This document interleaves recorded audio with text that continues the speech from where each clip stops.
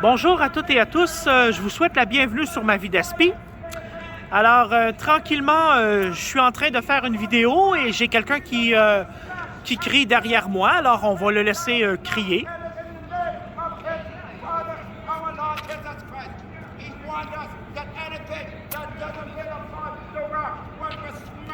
Bref,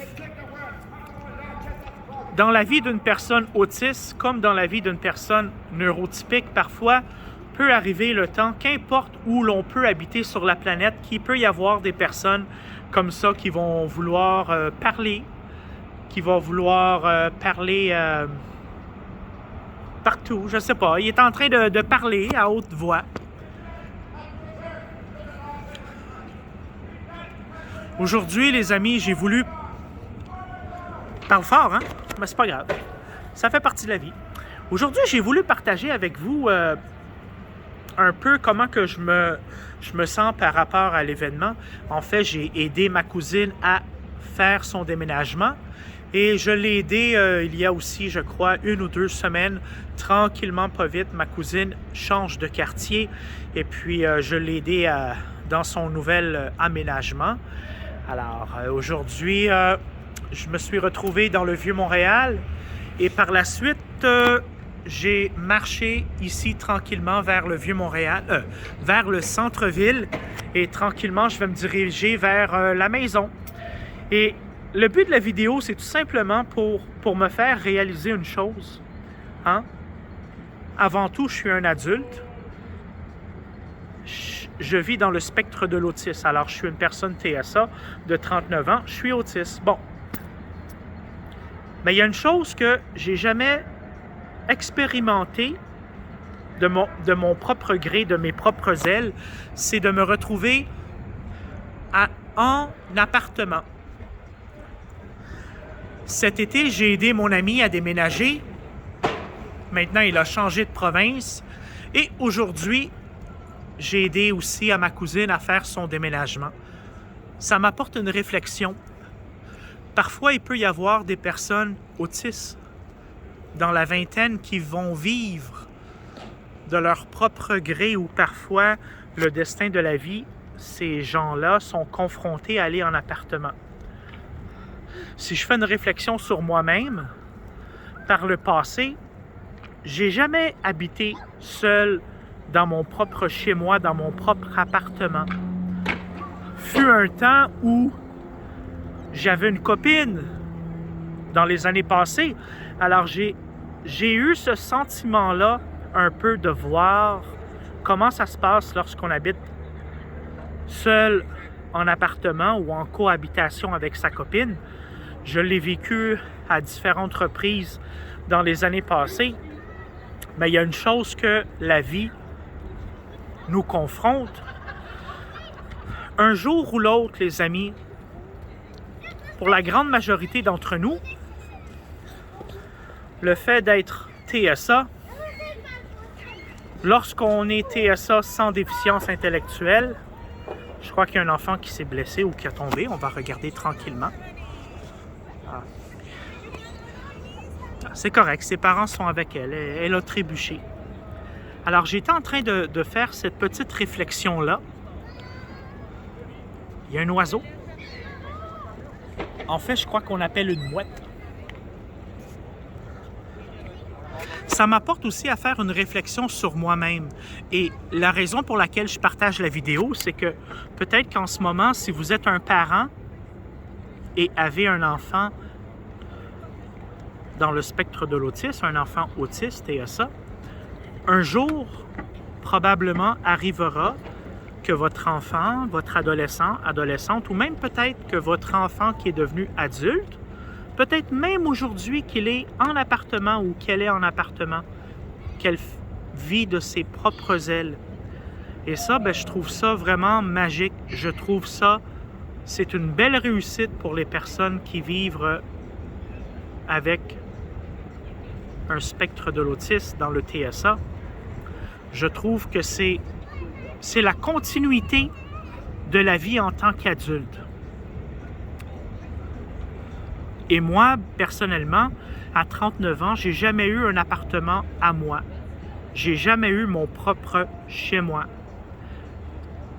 Alors, en ce moment, je suis en cohabitation, en colocation. Voilà où je suis rendu, moi étant TSA. Alors, en ce moment, c'est ma tante qui m'héberge, mais en même temps qui me loue une chambre chez elle. Alors, souvent, je me dis, mais moi, personnellement, étant TSA, je suis en colocation. Alors, ce qui m'apporte à, tranquillement, je sais un jour arrivera que moi, je vais devoir déménager et me trouver un appartement. Je suis fier de moi parce que j'ai les aptitudes aujourd'hui à être capable d'aller en appartement. J'ai un budget à respecter, mais je vais être capable. Et lorsqu'on est TSA sans déficience intellectuelle, parfois arrive le jour où on est confronté aussi à aller en appartement ou à s'acheter son premier condo ou sa maison. Chaque adulte TSA vit une réalité un peu différente. Peut-être que tu es une personne TSA qui regarde la vidéo et que tu habites dans une maison. Hein? Peut-être que tu habites en appartement. Peut-être que tu habites en colocation. Mais peut-être aussi que tu vis encore chez tes parents ou avec un membre de ta famille. Et moi, c'est ça. La vidéo, c'est pour vous démontrer que, tu sais, lorsqu'on est un parent, qu'on a un enfant qui vit dans le spectre de l'autisme, si votre enfant n'a pas de déficience intellectuelle, arrive un jour où probablement, il ou elle va être confronté à aller en appartement. Et ça, moi, personnellement, je ne l'ai pas vécu encore, mais ça s'en vient. Hein? La vie d'une personne autiste, c'est un peu comme la vie d'une personne neurotypique. Si on n'a pas de déficience intellectuelle, on a nos propres difficultés, mais on est capable tout de même de grandir dans notre parcours de vie. Et aujourd'hui, tantôt, chez ma cousine, elle m'a offert, sa mère, parce que j'étais avec sa mère, elle m'a offert un verre de vin pour relaxer, se détendre après le déménagement, tranquillement. Et après ça, ma cousine m'a offert une boisson alcoolisée. Alors, c'est Absolute Mangue Mule. Alors, j'ai beaucoup aimé cette découverte-là. C'est une boisson d'environ 7% d'alcool, mais je le vois aussi sur mon système que je ressens l'effet de l'alcool. Mais pour moi, c'est important, malgré ça, de faire la vidéo en ce moment même parce que, étant autiste, c'est une réalité que je vais devoir confronter. Un jour arrivera et je vais devoir déménager. C'est une question de temps. Et comment que je me sens, moi, étant adulte par rapport à ça? Je pense que c'est important aussi, lorsque vient le temps de déménager pour une personne TSA, d'avoir un minimum de connaissances en cuisine. Être capable de faire des téléphones, être capable de pouvoir payer les comptes, être capable de comprendre c'est quoi avoir un voisinage, c'est quoi aussi avoir un propriétaire. Il y a tellement de choses, les amis, qui fait en sorte que pour une personne TSA, quand vient le temps d'aller en appartement, ça peut faire peur parce que c'est notre première expérience. Peut-être que vous êtes une personne TSA aujourd'hui adulte et que votre parcours de vie a fait en sorte que vous avez rencontré votre amour, votre âme sœur, et que ça a été aussi en même temps une première expérience pour vous d'aller en appartement ou dans une maison. Mais peut-être que vous l'avez fait à deux.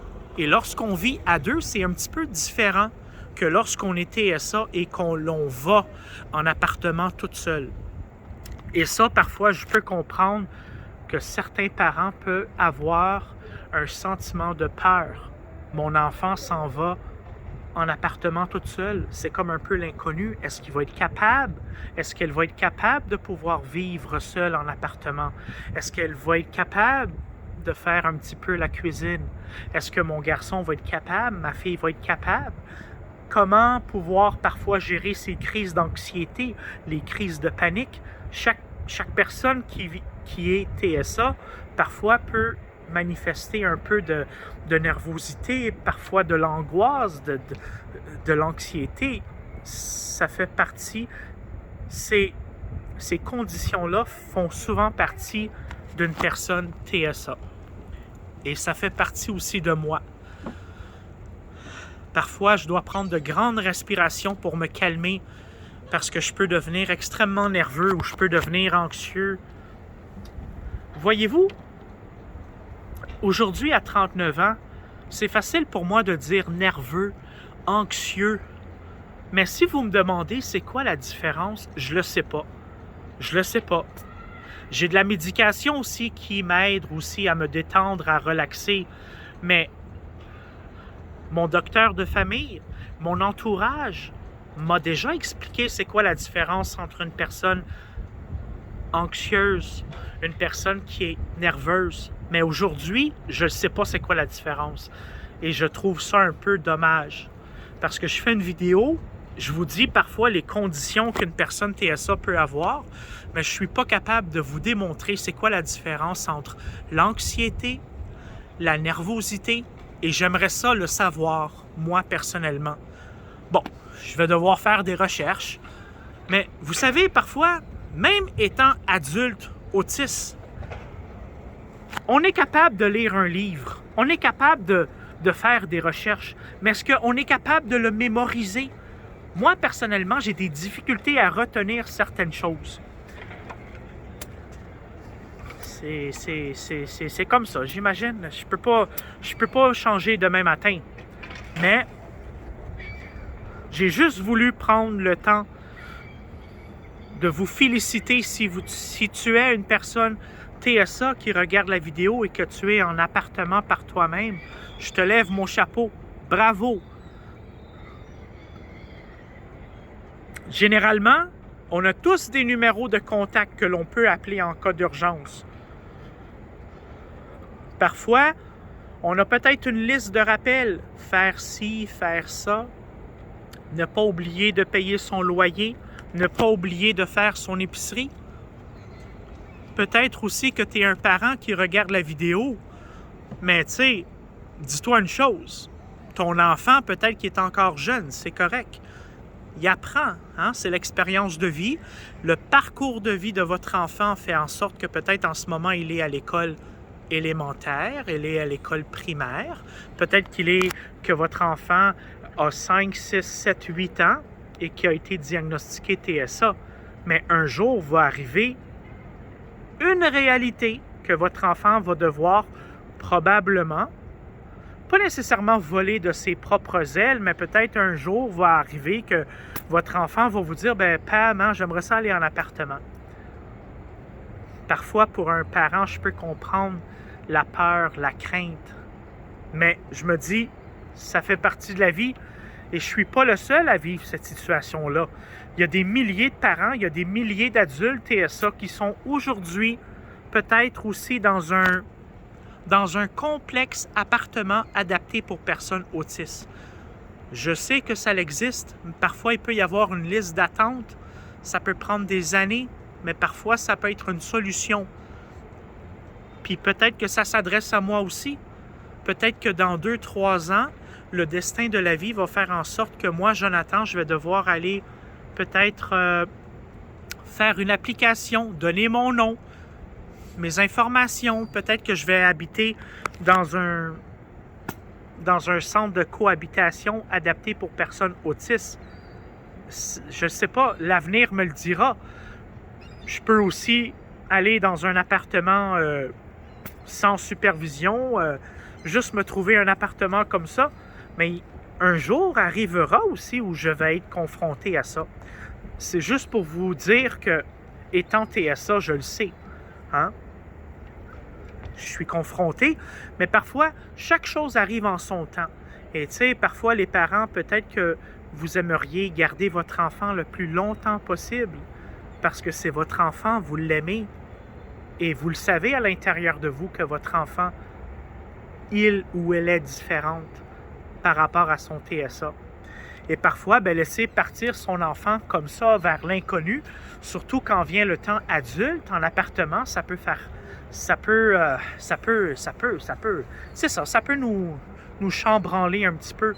Mais c'est une chose qui arrive malheureusement. Moi, j'habitais avec mon père, mes parents étaient divorcés, mon père était plus âgé.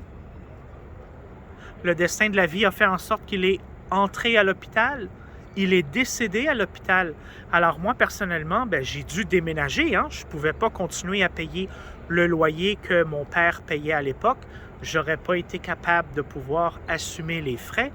Alors, parfois, les circonstances de la vie font en sorte que on est obligé de déménager parce que moi, dans ma situation, mes parents étaient divorcés.